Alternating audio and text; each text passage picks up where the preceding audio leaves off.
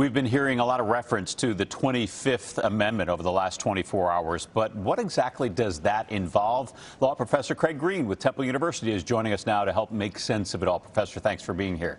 Thanks for having me. So, crash course here. What is the 25th Amendment? How does it work? Well, there's a couple of provisions, but the provision everybody's talking about is one that's never been used, and that's if the vice president and majority of the cabinet or their executive agencies says the president is not capable of executing the duties of his job, and has a provision under which the vice president would become the acting president under those very peculiar circumstances. The vice president says, and a majority of the cabinet basically agree, that the president cannot do his job. That's never happened. And the timeline is a little confusing, and it should be, since, of course, it's never been used.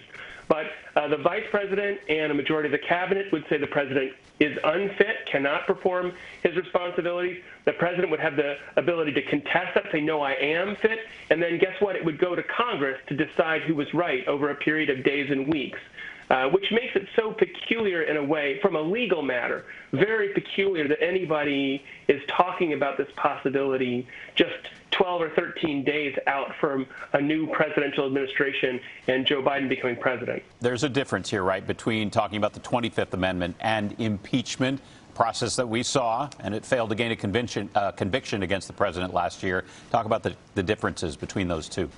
Sure. I mean, I think the 25th Amendment, in its intentions, is pretty clearly targeted on incapacity, this kind of idea that the president would be mentally or physically unable to perform the responsibilities of the job, not anything to do with political or policy disagreement. That's not the 25th Amendment's job at all. The idea that a president has misbehaved or engaged in high crimes or misdemeanors is absolutely something for impeachment. And this is what you see as a political matter, is the reason people are talking about this is because they're so upset at various things that President Trump has done lately, including yesterday. Some people call his speech an incitement to violence, an incitement to the people who stormed and rioted at the Capitol building.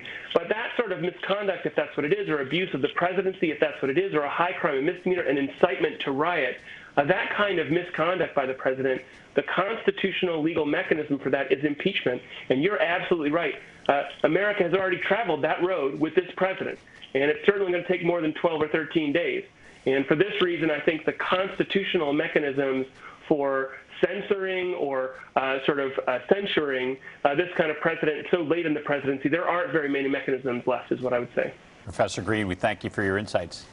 Thank you very much for having me.